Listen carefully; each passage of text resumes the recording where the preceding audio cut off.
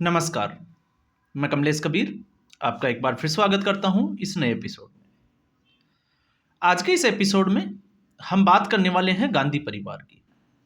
गांधी परिवार की जो मुश्किलें हैं अब वो बढ़ती हुई नजर आ रही है और उसके लिए कोई अगर जिम्मेदार है तो जिम्मेदार है राहुल गांधी। लेकिन जो भी हो रहा है मुझे लगता है कि देश के लिए वो सबसे अच्छा है और अच्छा इसलिए है क्योंकि देश भी तो जानना चाहेगा कि अब तक जो है वो सरकारों में किस तरीके के खेल चलते थे। और ऐसी स्थिति में आपने देखा होगा कि भारतीय जनता पार्टी और नरेंद्र मोदी ने जो है वो पहले कह भी दिया था कि कांग्रेस के इकोसिस्टम का जवाब जो है वो उसको उसी की भाषा में दिया जाएगा। लेकिन वो समय का एक इंतजार था और इंतजार इसलिए भी था, आपने देखा होगा जिस तरीके से प्रधानमंत्री नरेंद्र मोदी को सत्ता से बाहर करने के लिए कुछ बाहरी ताकतें जो है वो अपना काम कर रही थी, जिनको डीप स्टेट कहा जाता है। अब आपके मन में ये सवाल होगा कि डीप स्टेट होता क्या है। डीप स्टेट का मतलब आप इसको ऐसे समझ लीजिए जैसे अभी हम बात करते हैं योगेंद्र यादव, तीस्ता सीतलवाड़, ऐसे बहुत सारे बुद्धिजीवी लोग जिनको प्रधानमंत्री नरेंद्र मोदी अर्बन नक्सल बोलते हैं। और ये अर्बन नक्सल जो है वो किस तरीके से लोगों को जो है वो अपना एजेंडा चलाकर गुमराह करते हैं, वही जो है वो अमेरिका में उसको उस भाषा में डीप स्टेट कहा जाता है। और डीप स्टेट का जो है वो सबसे बड़ा काम होता है सत्ता बदलाव। और सत्ता में आप देखोगे तो पिछले कुछ समय से आपने देखा होगा श्रीलंका से लेके इमरान खान, पाकिस्तान का उठा के देख लीजिए, इसके अलावा जो बांग्लादेश में हुआ वो आप तख्ता पलट देख लीजिए, हसीना शेख, और इसके अलावा अभी जो है वो सीरिया में चल रहा है। तो इसलिए ये सबसे सही समय था इस डीप स्टेट की जो जिसको कहें कि जो साजिश है उसको उजागर करना। लेकिन इस साजिश का जो जाल है वो गांधी परिवार तक इस तरीके से जो बिछा हुआ है उसका अंदाजा मुझे लगता है शायद ही देश के किसी व्यक्ति को होगा अंदाजा। कुछ लोग जो बुद्धिजीवी लोग हैं, पहले के जो राष्ट्रवादी पत्रकार या कुछ लोग होंगे, उनको जरूर इस बात का आइडिया था कि ये सारी चीजें जो है वो कहां से चलाई जा रही है। और आप देखिए ऐसा क्यों होता है, क्योंकि कोई भी देश जो है वो ये नहीं चाहता कि दूसरा देश तरक्की करे, उसकी इकोनॉमी मजबूत हो। शेख हसीना ने बांग्लादेश के लिए अच्छा किया तो क्या हश्र हुआ, श्रीलंका में क्या हुआ, पाकिस्तान में क्या हुआ। और अब ठीक उसी तरीके से जिस तरीके से जॉर्ज सोरोस ने 2019 में कहा था कि उनको भारत में राष्ट्रवादी सरकार बिल्कुल भी पसंद नहीं है और नरेंद्र मोदी को हटाने के लिए अगर उनको लाखों मिलियन डॉलर भी खर्च करना पड़े तो वो इसके लिए जो है वो तैयार बैठे। तो खेल सारा जो है वो जॉर्ज सोरोस का चल रहा था और समझ में भी आ रहा था लोगों को, लेकिन उसका जवाब नहीं मिल पा रहा था। क्योंकि जब हम बात करते हैं संसद के किसी भी सत्र की तो उस सत्र से पहले राहुल गांधी एक नया मुद्दा उठाता है और जिसकी रिपोर्ट जो है वो किसी बाहर के कंट्री से आती है, तो वो उसी डीप स्टेट का एक हिस्सा है। लेकिन उसमें दिलचस्पी यह भी है कि राहुल गांधी चुनाव से ठीक पहले और बाद में आपने देखा चुपचाप विदेशों में यात्राएं करते हैं। वो कहाँ जाते हैं, किससे मिलते हैं, अब जो है वो भारतीय जनता पार्टी उसको जो है वो खोज खोज के बाहर निकाल रही है। तो इसलिए जिस तरीके से कांग्रेस पार्टी ने, क्योंकि नरेंद्र मोदी को हटाना जो है वो कांग्रेस पार्टी के बस की बात नहीं थी। 2014 से 2019 के अगर आप पीरियड को देखोगे तो उस वक्त सिर्फ और सिर्फ जो प्रधानमंत्री नरेंद्र मोदी थे वो गुजरात मॉडल से आए थे और बात जो है वो विकास की हो रही थी। और विकास के मुद्दे पे जिस तरीके से कांग्रेस पार्टी ने मुद्दा उठाया कि विकास कब पैदा होगा, विकास कितना बड़ा हो गया, 4 साल का हो गया, 2 साल का हो गया, तारीख नहीं बताएंगे, तमाम तरीके के मुद्दे उठाए। लेकिन 2019 तक आते आते कांग्रेस पार्टी को समझ में आ गया था कि डेवलपमेंट के, विकास के मुद्दे पे वो प्रधानमंत्री नरेंद्र मोदी को घसीट नहीं सकते।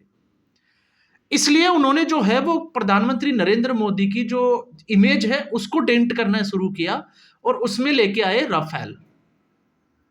राफेल क्यों लेके आए? क्योंकि इससे पहले कांग्रेस पार्टी के प्रधानमंत्री और राहुल गांधी के पिता श्री राजीव गांधी ऑलरेडी बोफोर्स घोटाले में जो है वो घसीटे गए थे।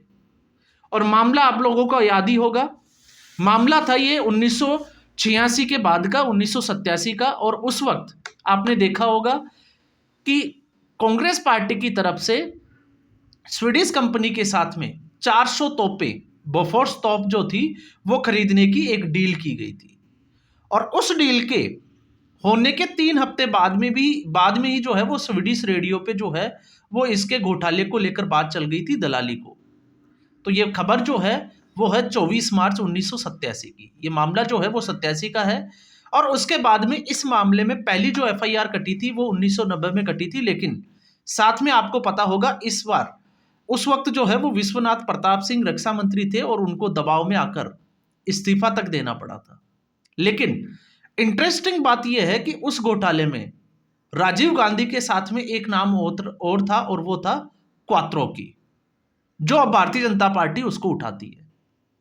और मजे की बात देखिए, 1990 में इस मामले में जो है वो एफआईआर होती है, लेकिन 12 से 13 साल तक इस मामले पे कोई भी चार्जशीट सीबीआई के द्वारा दाखिल नहीं होती। और होती कब है? जब भारतीय जनता पार्टी की अटल बिहारी वाजपेयी की सरकार आती है।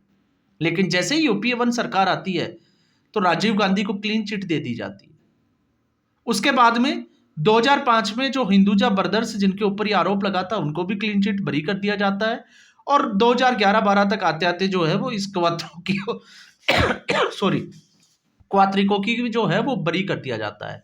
लेकिन इसमें इंटरेस्टिंग पहलू ये है कि जिस बंदे की हम बात कर रहे हैं उसका लंदन में 2005 में जो है वो एक अकाउंट जो है वो फ्रीज कर दिया गया था, और उस अकाउंट को वापस से डिफ्रीज कराने का काम किया माधव सिंह सोलंकी, जो कि उस वक्त विदेश मंत्री हुआ करते थे। तो ये कांग्रेस पार्टी का हाल था। इसलिए कांग्रेस पार्टी ने राजीव गांधी के बोफोर्स घोटाले के जवाब में जो है वो भारतीय जनता पार्टी और नरेंद्र मोदी की छवि खराब करने के लिए मामला लेकर आए हैं रफाल सुप्रीम कोर्ट तक गया, और सुप्रीम कोर्ट ने माना कि ये जो है वो सरकार की डील थी, इसलिए इसमें किसी भी तरीके के घोटाले की कोई जो है वो बात सामने नहीं आती है। तो ये इस तरीके का जो खेल है वो राहुल गांधी और कांग्रेस पार्टी के द्वारा खेला गया। और अब जो है वो तरह तरह की चर्चाएं जो है वो आपने सुनी होगी मीडिया चैनल्स के ऊपर कि किस तरीके से हो सकता है इंदिरा गांधी, राहुल गांधी से लेकर आपने देखा होगा उससे पहले आपने जितने भी लोगों की जो डेथ हुई, चाहे वो राष्ट्रपति पद पे रहे हो, प्रधानमंत्री पद पे रहे हो, और उनका आज तक जो है वो किसी भी जिसको कहें कि परिणाम पे नहीं पहुंचे कि हुआ क्या था। तो आप इससे अंदाजा लगा सकते हैं कि इन डीप स्टेट का रोल जो है वो किस तरीके का होगा। और इस वक्त जब भारत की इकोनॉमी जो है वो लगातार ग्रो कर रही है, तो ऐसे में नरेंद्र मोदी की लीडरशिप को पचा पाना इन लोगों के लिए मुश्किल है, और ये इसी का जो है वो ताना बाना बुना जा रहा है। लेकिन इसी ताने बाने में अगर हम देखते हैं तो आपने देखा कि सब लोगों को ये लग रहा था कि राहुल गांधी, लेकिन सोनिया गांधी की इमेज के ऊपर बट्टा लग जाएगा, ये बात किसी ने शायद नहीं सोची होगी। लेकिन भारतीय जनता पार्टी जब इसके रिसर्च में लगी तो एक नई जो बात सामने निकल के आई, वो बात सामने निकल के ये आई कि जॉर्ज सोरोस है कौन। पहले हम उसको समझते हैं, फिर इस मुद्दे पे आते हैं। जॉर्ज सोरोस जो है उसका आप देखोगे बैकग्राउंड वो हंगेरियन है, हंगरी से आता है, और हंगरी से उनकी जो है वो एक बहन, और उस बहन का पति बीएल नेहरू। तो बीएल नेहरू ने शादी की हंगरियन लेडी से, और बीएल नेहरू जो थे वो इंदिरा गांधी के कजन थे। तो इसलिए उसका जो है वो प्रधानमंत्री आवास में रहना या उसके आसपास रहना, आप समझ सकते हो पारिवारिक रिश्तों में। और उससे जॉर्ज सोरोस जो है वो मिलने आता था। आप अंदाजा लगा के देखिए कि किस तरीके का माहौल होगा जब आज के परिदृश्य में हम इसकी बात कर रहे हैं।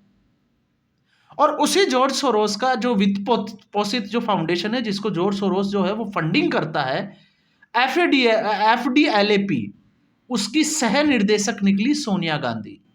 और उसकी मीटिंग में खुलासा यह भी हुआ है कि उसी की मीटिंग में सोनिया गांधी के सामने जो है वो जम्मू कश्मीर को भारत से अलग करने की बात तक जो है वो उसमें उठाई गई, लेकिन सोनिया गांधी चुप रही। तो आप सोच के देखिए कि मामला जो है वो कितना गंभीर है।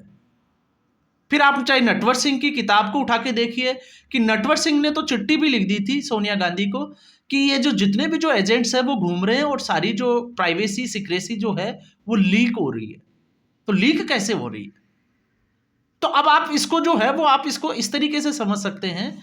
जब हम बात करते हैं ना दलाल मीडिया की, तो दलाल मीडिया की 2014 और 2014 के बाद में आखिर में डीप स्टेट को प्रॉब्लम क्यों है नरेंद्र मोदी से, उसके कंक्लूजन पे अगर हम पहुंचना चाहें तो आपको समझना होगा 2014 से पहले। 2014 से पहले जब भी प्रधानमंत्री का किसी देश का दौरा होता था या राष्ट्रपति का कोई दौरा होता था तो हमारा मीडिया जो है वो सारा का सारा मीडिया भरकर जाता था विदेशों में, और सरकार के पैसों पे वो ऐश मौज करते थे, घूमते थे, होटलों में रहते थे, पार्टी शार्टी करते थे और खबरें। और आपने देखा होगा इसी तरीके से उनकी, जिस तरीके से हम पारिवारिक रिश्ते की बात करते हैं कि जैसे सोनिया गांधी ने, राजीव गांधी ने शादी की और 12 से 13 साल तक तो उन्होंने भारत की नागरिकता ही नहीं ली, जबकि वो प्रधानमंत्री आवास में रह रही थी। और फिर उनका इटली जाना, इटली से जो है वो अपने दोस्तों से। तो क्या आपको लगता है कि राजनीतिक परिवार से आने वाले लोगों के रिश्ते राजनीतिक परिवारों से विदेशों में नहीं होंगे? तो सूचनाएं कहां से जाती थी? तो सूचनाएं आज जो ये दलाल मीडिया जो चिल्लाता है, बिलबिलाता है, वो इसीलिए बिलबिलाता है क्योंकि इन लोगों ने जो है वो बड़े नोट छापे हैं इस तरीके से। अब जॉर्ज सोरोस वो तो कहता है कि भाई मैं पैसा देता हूं, और खुल के कहता है। तो ऐसी स्थिति में वो पैसा किसको देता है? तो फिर सवाल ये उठता है कि ये जो रिपोर्ट्स जो है, जो सीक्रेसी है, प्राइवेसी की जो चीजें हैं, वो लीक कैसे होती है? तो फिर लीक करते हैं ऐसे लोग जिनको आज पेट में दर्द हो रहा है। और इनको आप कड़ी को देख लीजिए, आप राजदीप सरदेसाई, आप उसको उठा के देख लीजिए तो बड़ा आरोप लगता है। और आरोप क्या है? केस फॉर वोट की जो सीडी है उसको दबा के बैठ गया, और फिर उसके बदले जो है वो ब्लैकमेल करके कितने नोट छापे होंगे आप अंदाजा लगा सकते हो। और आज भी वो उसी रास्ते पे है। सागरिका घोष को राज्यसभा में सांसद बना के भेज दिया टीएमसी की चापलूसी करके। तो आपको अंदाजा लग रहा होगा कि शायद ये होता क्यों और कैसे होता होगा। न्यूज क्लिक वालों का हाल देख लीजिए, जो अभिसार शर्मा जैसे लोग जो है वो नरेंद्र मोदी के खिलाफ चिल्लाते हैं, बिलबिलाते हैं। क्यों? क्योंकि उनके ऊपर जो है वो सीधे तौर से 38 करोड़ रुपए जो है वो चाइनीज कंपनी से, जिसमें आपने देखा होगा सिंघम, नेविल सिंघम का नाम उछला था, उर्मिलेश जो है यादव। आप देखो, आप उठा के आपको जो है वो मिल जाएगा कि किस तरीके से ये लोग जो है वो पैसा उठाते थे। और तीस्ता सीतलवाड़ को तो अरेस्ट तक कर लिया गया था। क्यों? क्योंकि न्यूज क्लिक वालों ने तो अरुणाचल प्रदेश को विवादित क्षेत्र दिखा दिया था, मतलब भारत का हिस्सा ही मानने को तैयार नहीं है। और ठीक ऐसी स्थिति तीस्ता सीतलवाड़, उसने भी तो, ये अर्बन नक्सली नहीं है, यही डीप स्टेट है जिसको समझने की जरूरत है। और ये 2014 तक जो है वो इसकी गहरी जड़ें थी। और वो गहरी जड़ी कहां तक थी? प्रधानमंत्री आवास तक, राष्ट्रपति आवास तक, और इन लोगों के करीबी, क्योंकि मंत्री जो है वो इनके ऑफिस से बनाए जाते थे। तो 2014 के बाद में क्या बदला कि डीप स्टेट को जो है वो नरेंद्र मोदी से इतनी जो है वो खिलाफत करनी पड़ रही है। तो 2014 के बाद में जो भी काम हुए हैं आप उठा के देख लीजिए, एक भी फाइल जो है वो लीक नहीं हो रही, सारी जो है वो सिक्रेसी के साथ चल रही है। और उसका नतीजा आपने देखा, जिस तरीके से धारा 370 को हटाने के लिए प्रधानमंत्री नरेंद्र मोदी और अमित शाह ने 5 साल मेहनत की, और बिल्कुल किसी को कानो कान तक एहसास तक नहीं होने दिया, खबर तो बहुत दूर की बात है, और धारा 370 हटा दी। और उसके बाद में पता चला कि यह बहुत बड़ा खेल खेला गया, जिसमें पीडीपी के साथ सत्ता में गए, उसके बाद सरकार गिराई, टाइमिंग को देख के सरकार गिराना, फिर उसके बाद में जो है वो राज्यपाल का, गवर्नर का जो सत्यपाल मलिक थे उनके ऑफिस का फैक्स खराब करना, और फिर उसके बाद में राष्ट्रपति शासन, और ये सारा कुछ जो खेल चला, पावर्स जो है वो केंद्र सरकार के पास ली गई संसद में, और 370 को हटा दिया। तो ये जो दर्द है वो इसी का चीज का दर्द है कि इस बार, क्योंकि भारतीय जनता पार्टी की जब से सरकार बनी है, और स्पेशली नरेंद्र मोदी की, उसके बाद में डीडी न्यूज के अलावा आपने देखा होगा दूरदर्शन के अलावा किसी को अलाउ नहीं है। आपको फुटेज चाहिए, आप दूरदर्शन से लीजिए, आपको पैसा पे करना पड़ेगा। प्रधानमंत्री किसी विदेश यात्रा पे जाते हैं, वो अकेले जाते हैं, क्या डील होती है किसी के बाप को खबर नहीं लगती है। यहाँ पे मैं थोड़ा वर्ड जो है वो कड़क यूज कर रहा हूं, लेकिन वो इसलिए जरूरी हो जाता है क्योंकि ये आए दिन लोग जो है वो देश हित के बजाय जो है वो अपना हित देखते हैं कि इनका जो है वो पैसा कहां से बनेगा। तो ये जो है वो बदलाव अब जो आ रहा है, ये इसका असर है। और उसके बाद में आपने देखा होगा सर्जिकल स्ट्राइक हो गई, बालाकोट एयर स्ट्राइक हो गया, और खबर तक नहीं लग रही है। तो सीआईए के जो एजेंट, जो नटवर सिंह जो बात कर रहे थे यूपीए की सरकार में कि यहाँ पे एजेंट घूम रहे हैं, तो वो एजेंट क्या करते थे? वो यही तो काम करते थे। और अब वो एजेंट घूम तो रहे हैं, लेकिन उनको जो है वो सोर्स नहीं मिल रहा कि खबर जो है वो लीक कहां से हो, क्योंकि भारतीय जनता पार्टी के नेताओं को ही नहीं पता कि आगे क्या होने वाला है। और जब हम इसकी बात करते हैं तो फिर मेरे जो है वो सामने एग्जाम्पल आ जाते हैं कि भजनलाल शर्मा को, क्या भारतीय जनता पार्टी को भी पता नहीं है कि राजस्थान का मुख्यमंत्री कौन होगा। सब लोग मध्य प्रदेश में सोच रहे थे कि शिवराज सिंह चौहान होगा, लेकिन नहीं पता। और ठीक ऐसे ही हरियाणा में क्या हुआ वो भी आपने देखा, महाराष्ट्र में क्या हुआ वो भी आपने देखा। और भारतीय जनता पार्टी का अगला अध्यक्ष कौन होगा, कोई बता दे तो आप देख लीजिए, अनुमान सब लगा सकते हैं। तो ये जो है वो बदलाव हुआ 2014 के बाद में, और ये बदलाव किया नरेंद्र मोदी ने। इसलिए ये सारे जो डीप स्टेट जिसको हम कहते हैं, बुद्धिजीवी लोग जो है वो नरेंद्र मोदी के पीछे पड़े हुए हैं, क्योंकि इनकी दुकानें बंद होती जा रही है। और अब दलाल मीडिया जो है वो इसको बढ़ा चढ़ा कर दिखा रहा है, तो उसकी अपनी जो है वो एक प्रॉब्लम है, जिसका मैंने जिक्र कर दिया। तो आंच जो है वो आ गई आपकी गांधी परिवार तक, और गांधी परिवार तक जब आंच आई है तो आप देख लीजिएगा आने वाले दिनों में अब गांधी परिवार की मुसीबतें जो है वो बढ़ती ही जा सकती है। और आपने देखा सदन में जिस तरीके से टीएमसी, समाजवादी पार्टी, उसने भी अब कांग्रेस पार्टी से पल्ला झाड़ना शुरू कर दिया। क्यों कर दिया?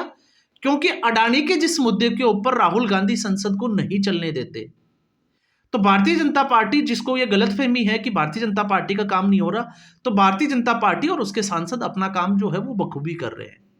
और नहीं तो आप चेक कर लीजिए फैक्ट्स, कौन कौन से बिल जो है वो पास कर दिए, चाहे वो वायुयान अधिनियम की बात ही क्यों ना हो। और वो इसलिए क्योंकि जो एरोप्लेन का जो इंग्लिश वर्जन जो नाम चल रहा था उसको हटा के भारतीय जनता पार्टी ने वायुयान अधिनियम कर दिया, और उसको लेके बहस भी हुई थी। तो भारतीय जनता पार्टी अपने काम कर रही है, लेकिन प्रॉब्लम ये आ रही है कि टीएमसी और जितने भी जो अपोजिशन के जो पार्टियों के जो सांसद हैं उनके काम जो है वो अटक जाते हैं, क्योंकि बहस में ना तो वो अपने मुद्दे उठा सकते हैं और ना वो अपना काम कर सकते हैं। तो उनके प्रोजेक्ट अटके हुए हैं। इसलिए ममता बनर्जी को इनको लग गया कि अगर इनको राहुल गांधी के पीछे चलना पड़ेगा तो ये हाल होता रहेगा, और उससे जनता का विश्वास जो है, और एक मैसेज भी जाता है कि विपक्ष जो है वो सदन को चलने नहीं दे रहा। तो भारतीय जनता पार्टी को तो इससे फायदा ही है। और ऐसी स्थिति में अब आपने देखा कि राहुल गांधी घर के नए न घाट के, और स्थिति यह हो गई कि अब विपक्ष जो है वो ममता बनर्जी की तरफ आंखें करके देख रहा है कि शायद ममता बनर्जी जो है वो उसको लीड करेगी। और अब तो जो है वो बिहार में चुनाव आने वाले हैं, और लालू प्रसाद यादव ने जो है वो ग्रीन सिग्नल भी दे दिया ममता बनर्जी को लेके। और ठीक ऐसी स्थिति जो है वो आपने देखा होगा शरद पवार की केजरीवाल के साथ मुलाकात। इस पे मैं जो है वो अलग से एक वीडियो जरूर बनाऊंगा। लेकिन आप देखिए कि दिल्ली में अरविंद केजरीवाल कांग्रेस पार्टी के खिलाफ चुनाव लड़ रहे हैं, और जबरदस्त तरीके से लड़ रहे हैं। तो ऐसी स्थिति में शरद पवार जो कांग्रेस पार्टी के गठबंधन के हिस्से हैं महाविकास अघाड़ी के, उनकी मुलाकात अरविंद केजरीवाल से होती है। तो ये अगर सारा खेल आप फैक्ट्स के साथ समझोगे, जिस तरीके से भारतीय जनता पार्टी लेकर आई है, आप भी उसका जो है वो मैं चाहता हूं कि आप जो है वो पुरानी खबरें उठा के देखिए, आप स्टडी करिए, तो आपको पता चल जाएगा कि खेल जो है वो किस तरीके से खेला जा रहा है। तो आज के एपिसोड में बस इतना ही। उम्मीद करूंगा वीडियो एपिसोड आपको पसंद आया होगा। वीडियो को लाइक करें, शेयर करें, चैनल जरूर सब्सक्राइब करें। धन्यवाद।